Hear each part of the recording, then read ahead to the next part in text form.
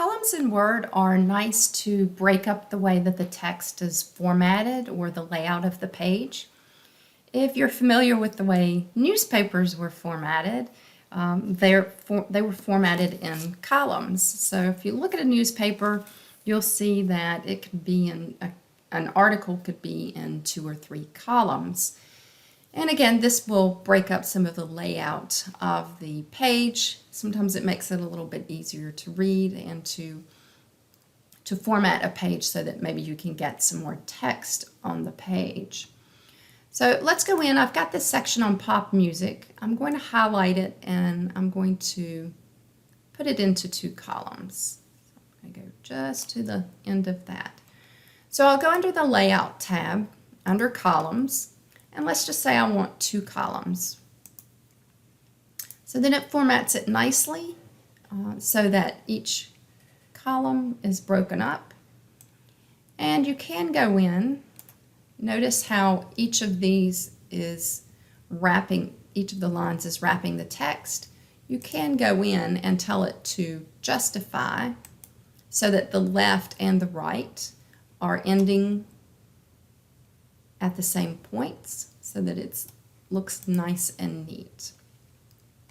So let's go up. I've got a bulleted list and I want to put this into 3 columns, I think. So there's a lot of space across here that's wasted space. So I think I'll put it in 3 columns and see how that looks. And while I'm at it, I want to put a line in between each column just to make it look nice and neat. So if I go under my layout and columns, this time I'm going to go under more columns just to show you some different options. I'm going to put it into 3 columns. I want a line in between. And notice a couple of other options you have. If you don't want the columns to be the equal width and maybe different amounts of space in between, deselect this. And that way, if you have a longer column entry in one column, you can adjust those column widths. And again, it's going to apply to the selected text that I already have highlighted. And as you can see, the columns are nicely formatted into 3 columns with the lines in between. If you click inside of the columns, you will see up in the ruler, you can adjust column widths here as well.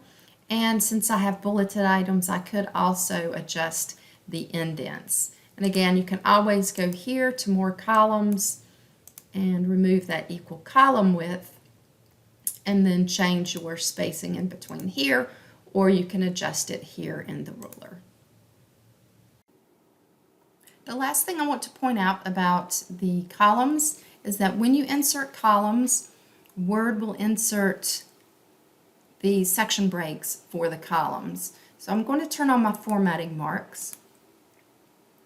And you can't see it very well, so I'm going to go right here. See, there's a dotted line. So I'm going to just press enter so you can see it for demonstration purposes. And then right here, there's another dotted line. And again, for demonstration purposes, I'm going to press enter there just so that you can see the break. But the section break before and after the columns tells Word, I want to begin the columns here and I want to end them here. If you are inserting page numbers later in your header or footer, the section break might cause those page numbers to not be consecutive, so you just need to pay attention to that for your page numbers.